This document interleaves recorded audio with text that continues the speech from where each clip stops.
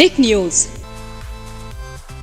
अपने जीवन में बेहद उच्च विचार के जरिए लोगों का, पूरे भारत देश के वासियों का मार्गदर्शन करने वाले भारत देश के पूर्व राष्ट्रपति, अगर बात करें हम एपीजे अब्दुल कलाम के बारे में, तो ये सब जानते ही हैं कि भारत देश के ऐसे भारत रत्न राष्ट्रपति बने थे एपीजे अब्दुल कलाम की उन्होंने न सिर्फ दुनिया भर में देश का नाम रोशन किया, बल्कि देश में उन सभी गरीबी और तंगी से गुजरने वाले उन लोगों के लिए वो मसीहा बने, उन लोगों के लिए प्रेरणा बने वो, जिन्होंने आर्थिक तंगी के बावजूद भी अपने आप को सफलता की सीढ़ियों पर ऊंचाइयों की ओर ले जाने में कामयाबी बटोरी। जी हाँ, हमेशा सदा खूबसूरत विचारों के जरिए उच्च विचार, सादा जीवन कह सकते हैं आप। ये है कहानी एपीजे अब्दुल कलाम की, जिसके जरिए उन्होंने लोगों को हमेशा मार्गदर्शन किया है। आज उनके जन्म दिवस के मौके पर, आज उनके जन्मतिथि के मौके पर हम बात करने वाले हैं किस प्रकार से गरीबी से निकलकर मिसाइल मैन का नाम अपनी जिंदगी में दर्ज कराने वाले एपीजे अब्दुल कलाम ने हमेशा अपनी मेहनत, अपनी ईमानदारी, अपनी काबिलियत और आत्म मनोबल के जरिए, आत्म मनोबल शक्ति के जरिए ही एक बहुत ही बड़े ऊंचे पायदान पर जगह ही नहीं बनाई, पूरे भारत देश का प्यार भी बटोरा।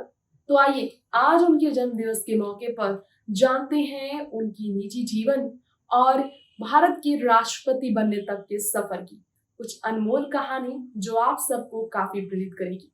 देखिए टिक न्यूज में किस तरह से एपीजे अब्दुल कलाम ने लोगों को हमेशा आगे बढ़ना सिखाया। उनकी ये कहानी आपके लिए वाकई में आपके मनोबल शक्ति को बढ़ाने के लिए सबसे कारगर साबित होगी। देखिए रिपोर्ट। भारत देश में वैसे तो कई बड़े महान शख्सियत ने जन्म लिया, महान हस्तियों ने भारत देश का नाम दुनिया भर में रोशन किया, लेकिन जब बात मिसाइल मैन की होती है तो मिसाइल मैन के नाम से एक ही नाम है जो कि दुनिया भर में जाना जाता है, भारत देश का गौरव माना जाता है, जो अमर हो गए गुजर जाने के बाद भी। आज हम बात कर रहे हैं वही भारत देश के पूर्व राष्ट्रपति एपीजे अब्दुल कलाम के बारे में। उनके जन्मतिथि के मौके पर हम बात करेंगे, जन्म दिवस के मौके पर बात करेंगे किस तरह से उन्होंने संघर्ष किया था, बचपन से लेकर बड़े होने तक, यहाँ तक कि बुढ़ापे तक कैसी उनकी जीवन गुजरी। जीवन भर कुंवारे रहे एपीजे अब्दुल कलाम के बारे में जानिए ज़रा कुछ खास बातें। कलाम के पिता जिन्हें कलेक्टर बनाना चाहते थे, लेकिन उन्होंने कलेक्टर बनने का सपना नहीं सजाया। भारतीय इतिहास में उनका नाम स्वर्ण अक्षरों में जिस तरह से लिखा गया, इसके पीछे की कहानी भी बहुत दिलचस्प है, जो लाखों नहीं करोड़ों लोगों के लिए आज भी इंस्पिरेशन है। जी हाँ, एपीजे अब्दुल कलाम के आज 91वें जयंती के मौके पर हम बात करेंगे भारत के 11वें राष्ट्रपति और मिसाइल मैन अबुल पाकिर जैनुलाब्दीन अब्दुल कलाम कि आज 91वीं जन्मदिन पर 15 अक्टूबर साल 1931 को तमिलनाडु के रामेश्वरम में एक साधारण परिवार में एपीजे अब्दुल कलाम का जन्म हुआ, जिनके पिता का नाम जैनुलाब्दीन अब्दुल कलाम है और माँ का नाम आशिमा जैनुलाब्दीन था। कलाम के पिता उन्हें कलेक्टर बनाना चाहते थे, लेकिन उन्होंने सपने ही अलग सजाए। बचपन बेहद गरीबी में गुजरा। मछुआरों को नाव किराए पर देकर 10 बच्चों का पालन पोषण करने वाले एपीजे अब्दुल कलाम के पिता खूब बड़े सपने सजाते थे बेटे के लिए। इसी वजह से कलाम ने भी छोटी सी उम्र में पैसे की कीमत तो समझ ली। साल 1939 में द्वितीय विश्व युद्ध के दौरान कलाम सिर्फ 8 साल के थे। उन्होंने रोजाना एक आना कमाना शुरू किया था। उसी वक्त समझ नहीं पाए थे वो कि अचानक इमली के बीज महंगे क्यों हो गए। डॉक्टर एपीजे अब्दुल कलाम के लेखक सचिन सिन्हल अपनी किताब में ये लिख चुके हैं कि शायद कलाम को भी नहीं पता था क्यों इमली के बीजों के दाम बढ़ गए, लेकिन इमली के बीजों को इकट्ठा करना उन्होंने शुरू कर दिया था। मस्जिद के पास वाली सड़क पर वो बेचते थे, बीज को इकट्ठा कर दिन भर एक आने की कमाई कर पाते थे वो। और उस बीजों को पीस कर एक ख़ास किस्म का वो पाउडर बनाते, इस्तेमाल जिसे युद्ध में काम आने वाली गाड़ियों के ईंधन पर बनाने के लिए किया जाता था। अब कलाम अपने चचेरे भाई शमसुद्दीन से बहुत प्रेरित थे। उस वक्त स्टेशन पर अखबार उतारने का काम करते थे। विश्व युद्ध द्वितीय के समय भारत को अलाइड फोर्सेस ज्वाइन करने के लिए कहा गया। इमरजेंसी जैसी स्थिति देश में बनी थी। रामेश्वरम और धनुषकोडी स्टेशन पर ट्रेनें रुकना बंद हो गई थी। अखबार ट्रेन से उतारे जाते, फेंके जाने लगे। और शमसुद्दीन जो भाई थे एपीजे के, उस वक्त एक साथी की उन्हें ज़रूरत थी। अखबार के बंडल को फेंकने का काम तभी एपीजे अब्दुल कलाम ने शुरू किया और मेहनताना उन्हें मिलने लगा। साल 1981 में आ जाइए, भारत सरकार ने कलाम साहब को पद्म भूषण दिया था। फिर साल 1990 में पद्म भूषण के विभूषण भी उन्हें मिला। साल 1997 में देश के सर्वोच्च नागरिक सम्मान उन्हें मिला। अब भारत रत्न के नाम से उन्हें जाना लगा। देश के तीसरे राष्ट्रपति वो ऐसे बने। उनसे पहले सर्वपल्ली राधाकृष्णन और जाकिर हुसैन थे जिन्हें भारत रत्न दिया गया था। आपको बता दें, रक्षा सलाहकार नियुक्त भी वो किए गए थे साल 1992 से लेकर साल 1999 तक।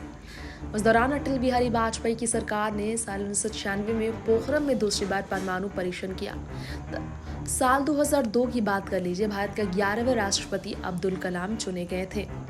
ये आपको शायद मालूम ना हो, लेकिन जीवन भर संघर्ष करने वाले एपीजे अब्दुल कलाम, जो कि डॉक्टर अब कलाम के नाम से भी जाने जाते हैं, उन्होंने हमेशा अपने जयंती को स्टूडेंट डे के तौर पर मनवाना पसंद किया, जिनके बारे में कहा जाता है कि उनकी जीवन बहुत ही अलग रही। अगर बाने माने तो सिर्फ मेहनत से उन्होंने इतिहास रच दिया था, सिर्फ और सिर्फ अपनी मेहनत से। अपने स्कूल वो आर्थिक तंगी के कारण आर्थिक मदद करने के लिए अपने पिता के लिए वो जाते नहीं थे। और अलग तरीके से 19वीं सदी की बात करें तो उस वक्त पुश्तैनी घर में वो रहते थे, समाचार पत्र बांटते रेलवे स्टेशन पर। 4 भाई बहनों के साथ वो रहते, 3 भाई और 1 बहन के साथ। बताया जाता है कि अब्दुल कलाम की आरंभिक शिक्षा रामेश्वर पंचायत एलिमेंट्री स्कूल से हुई। मद्रास इंस्टीट्यूट ऑफ टेक्नोलॉजी में उन्होंने साल 1957 में एरोनॉटिकल इंजीनियरिंग की पढ़ाई की। 5वीं में थे, स्कूल के शिक्षक बच्चों को पक्षियों के उड़ने के सिद्धांत को पढ़ा रहे थे।